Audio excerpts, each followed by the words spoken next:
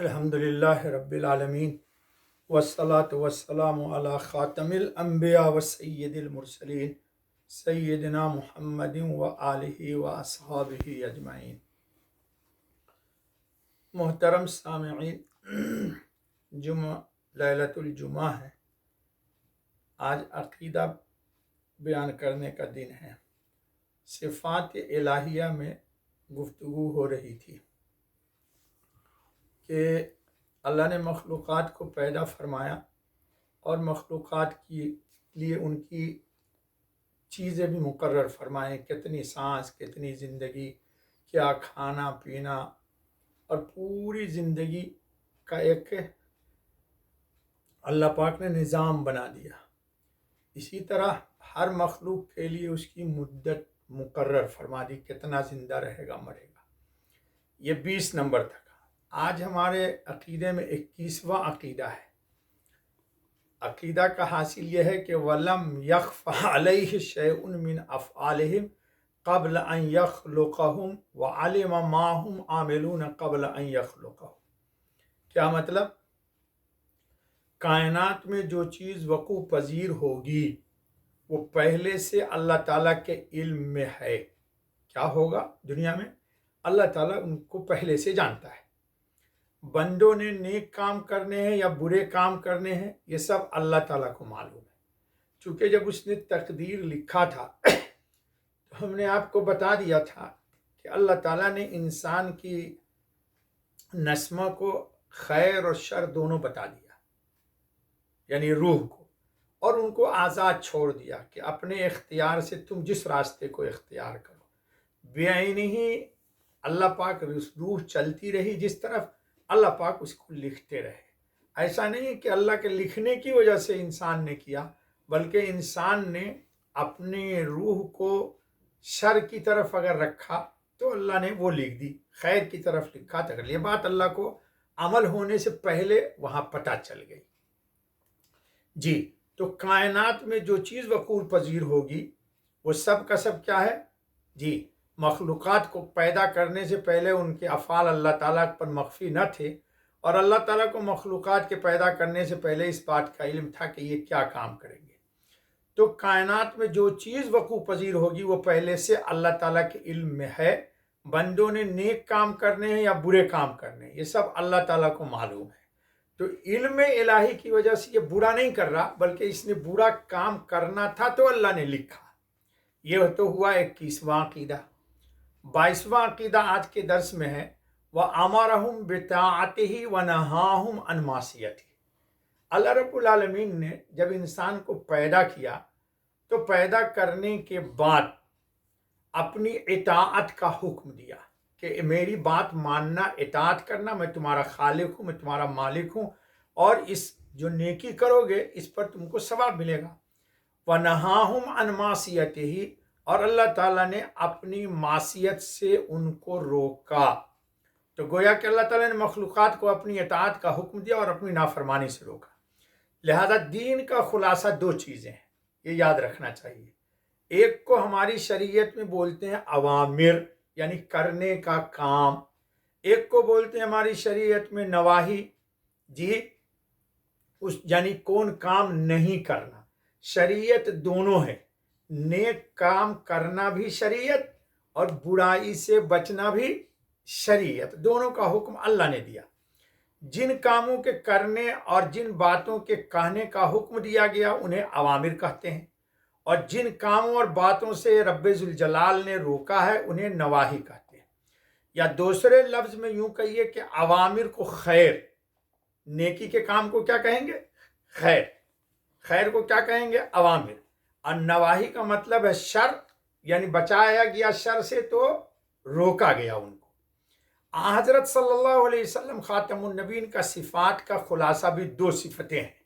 حضور کو بھی دیکھیے گا اگر تو حضور کو اللہ نے 2 صفت عطا کی، اور انہی دونوں صفت کے ساتھ دنیا میں بھیجا اللہ پاک نے۔ انا ارسلناک شاہدا مبشرا ونذیرا، یعنی آپ بشیر ہیں اور نذیر ہیں۔ اس کی وجہ یہ ہے کہ موت کے بعد ابدی اور دائمی ٹھکانے 2 ہیں انسان کے، ایک جنت اور دوسرا جہنم۔ جنت اہل خیر کا مقام ہے. جو لوگ اوامر پر عمل کریں گے تو خیر کا کام کیا تو خیر کا مقام کیا ہے؟ جنت.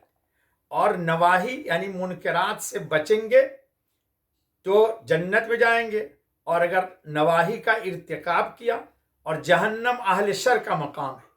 تو رسول اور نبی اور پیغمبر بشیر ہیں، یعنی فضائل سنا کر خیر اور مقام خیر جنت کی طرف بلاتے ہیں، اور نذیر بھی ہیں انبیاء علیہ السلام، یعنی وعیدیں سنا کر شر اور مقام شر یعنی جہنم سے ڈراتے اور بچاتے ہیں.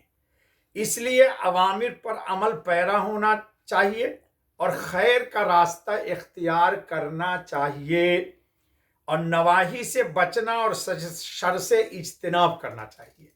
کیوں؟ اگر ایسا کریں گے تو ہم کو خیر پر عمل کرنے کی صورت میں سعادت نصیب ہوگی، اور شر سے بچنے کی شکل میں بھی سعادت نصیب ہوگی. اور اگر ہم شر کا راستہ اختیار کریں گے تو اللہ کی ناراضگی ہوگی، اور شر کی جگہ ہے جہنم. اللہ اس سے ہماری حفاظت فرمائے.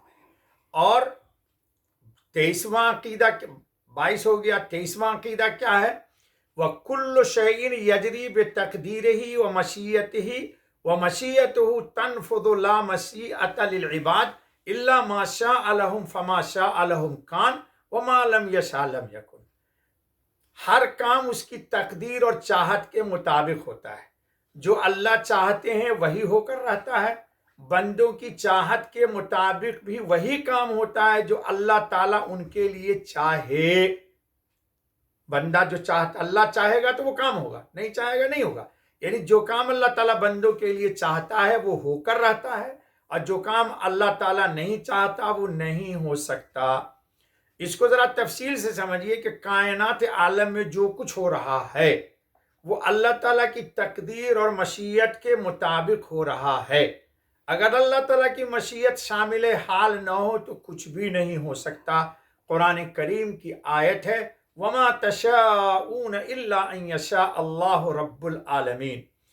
ترجمہ، تم اس وقت تک کوئی کام نہیں کر سکتے جب تک اللہ کی چاہت شامل نہ ہو جو سارے جہانوں کا پالنے والا ہے. اور دوسری آیت ہے وَلَوْ شَاءَ رَبُّكَ مَا فَعَلُوهُ فَذَرْهُمْ وَمَا يَفْتَرُونَ. اگر اللہ چاہتا تو وہ ایسا نہ کر سکتے، لہذا انہیں اپنی افترا پردازیوں پر پڑا رہنے دو. اب یہاں ایک سوال ہوتا ہے. سوال یہ کہ جب بندوں کی مشیت اور چاہت اللہ تعالیٰ کی مشیت اور چاہت کے تابع ہے تو ذہن میں یہ سوال اور الجھن پیش آتی ہے کہ بندہ کی چاہت چونکہ اللہ کی چاہت کے تابع ہے، اس لیے بندہ اس وقت تک گناہ نہیں کر سکتا جب تک اللہ نہ چاہے. یہ اعتراض کوئی کر سکتا ہے. تو گناہ کرنے میں بندہ تو مجبور ہوا، پھر اس کا اس پر مواخذہ کیوں ہوگا؟ جواب بھی سن لیجئے. اللہ تعالیٰ کی مشیت کا معنی یہ ہے کہ اللہ تعالیٰ نے چاہا کہ میں بندوں کو نیکی اور برائی دونوں کا اختیار دوں، دونوں کو اختیار دوں.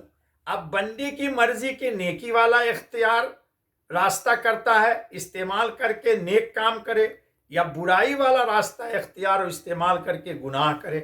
اب بندہ نیکی یا برائی اپنے اختیار سے کر رہا ہے تو مجبور محض نہ ہوا، گویا کہ اللہ تعالیٰ کا اختیار دے دینا دونوں کام کا، اور اسی میں ثواب و عقاب کی حکمت بھی ہے.